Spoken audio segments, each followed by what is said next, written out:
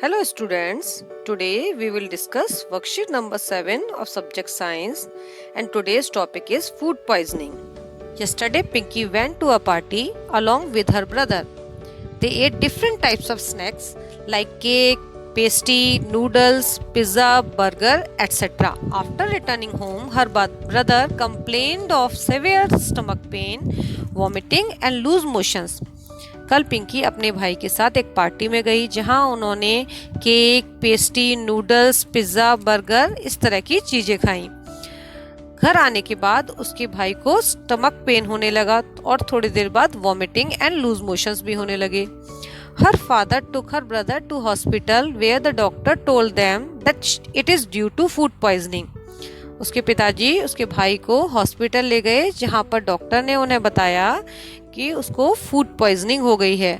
Pinky said food gives us energy then how can it be poisonous. तो पिंकी ने पूछा तो फूड तो हमें एनर्जी देता है, वो पॉइजनस कैसे हो सकता है। Today we will try to learn about food poisoning. तो बच्चों आज की वर्कशीट में हम फूड पॉइजनिंग के बारे में ही जानेंगे।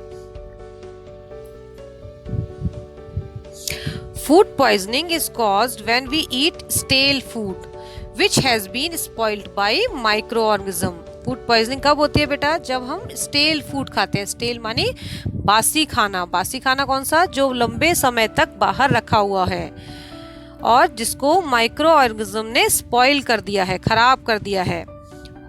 ऐसा खाना खाने से हमें फूड पॉइजनिंग हो जाती है। Sometimes micro organisms that grow on our food produce toxic substance.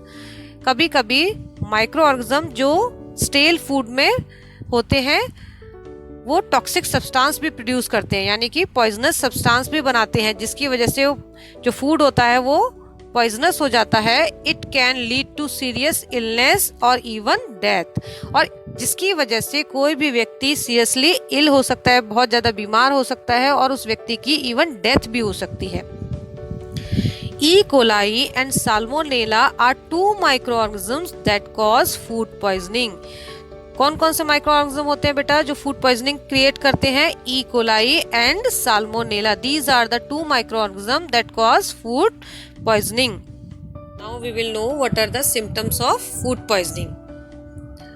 Vomiting, pain in stomach, loose motions, loss of hunger and high fever. यानी अगर किसी पर्सन को फूड पॉइजनिंग हो जाती है तो क्या क्या सिम्टम्स हो सकते हैं उसके? वॉमिटिंग हो सकती है उसे, स्टमक पेन हो सकता है, लूज मोशन हो सकते हैं उसे, लॉस ऑफ हंगर यानी भूख नहीं लगती, एंड हाई फीवर भी हो सकता है कभी कभी। Now what are the ways of prevention of food poisoning? First one is always eat neat and clean and covered food. हमेशा हमें क्लीन एंड कवर्ड फूड ही खाना चाहिए। Always wash hands before and after consuming meals. हमेशा खाना खाने से पहले और खाना खाने के बाद हमें हैंड्स को अच्छी तरह से वॉश करना है। स्पेशली सोप एंड वाटर से अपने हैंड्स को वॉश करना है, जिससे माइक्रो ऑर्गेनिज्म जो हमारे हैंड्स में प्रेजेंट हैं उनको हम किल कर सकें। Fruits and vegetables must be wash before use. जब भी हम फ्रूट्स और वेजिटेबल्स खाते हैं तो उन्हें हमेशा हमें वॉश करना है, अच्छी तरह से पानी से वॉश करना है। Raw vegetables and meat must be cook properly. Vegetables और मीट जब हम खाते हैं तो उसको प्रॉपरली हमने कुक करना है। Try to eat fresh food. If food is left try to keep it immediately in refrigerator for future. हमेशा हमें कोशिश करनी चाहिए कि हम फ्रेश फूड खाएं, यानी जब खाना बनता है हमें तभी साथ साथ उसको खा लेना है। और फिर भी अगर खाना बच जाता है तो कोशिश करनी है कि हमें बचे हुए खाने को रेफ्रिजरेटर में रखना है। बेटा ऐसा इसलिए करना है क्योंकि रेफ्रिजरेटर में टेम्परेचर जो होता है वो बहुत कम होता है और कम टेम्परेचर पर, लो टेम्परेचर पर माइक्रो ऑर्गेनिज्म ग्रो नहीं कर पाते। Now answer the following questions. What is food poisoning? What is food poisoning बेटा हमारे को स्टार्टिंग में दिया हुआ है। When we eat stale food which has been spoiled by microorganism we can suffer from the disease known as food poisoning. जब हम कभी स्टेल फूड खा लेते हैं जो कि माइक्रो ऑर्गेनिज्म ने स्पॉइल कर दिया है तो हमें कौन सी डिसीज हो सकती है बेटा? हमको हो सकती है food poisoning. Next, how do micro organism cause food poisoning, किस तरह से माइक्रो ऑर्गेनिज्म फूड पॉइजनिंग करते हैं, तो ये भी आंसर यहाँ दिया हुआ है। Microorganisms that grow on our food produce toxic substance and it can lead to serious illness or even death. चलिए नेक्स्ट क्वेश्चन देख लेते हैं। Next one is name to microorganism that causes food poisoning. तो कौन से micro organism है बेटा वो, ये हमने पढ़ लिए हैं। E coli and salmonella are the two microorganism that causes food poisoning.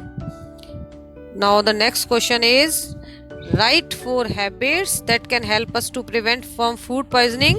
तो ये 4 हैबिट्स हमें दी हुई हैं। Always eat clean and covered food, always wash hands before and after consuming meals, fruits and vegetables must be washed before use, raw vegetables and meat must be cooked properly. Last one is write 4 symptoms of food poisoning. Food poisoning के 4 symptoms कौन से हैं, तो ये भी हमने पढ़ लिए थे बेटा। वॉमिटिंग, पेन इन स्टमक और loose motions, loss of hunger and high fever, these are the symptoms of food poisoning. I hope बच्चों आपको ये वर्कशीट समझ में आ गई होगी। Thanks and have a nice day.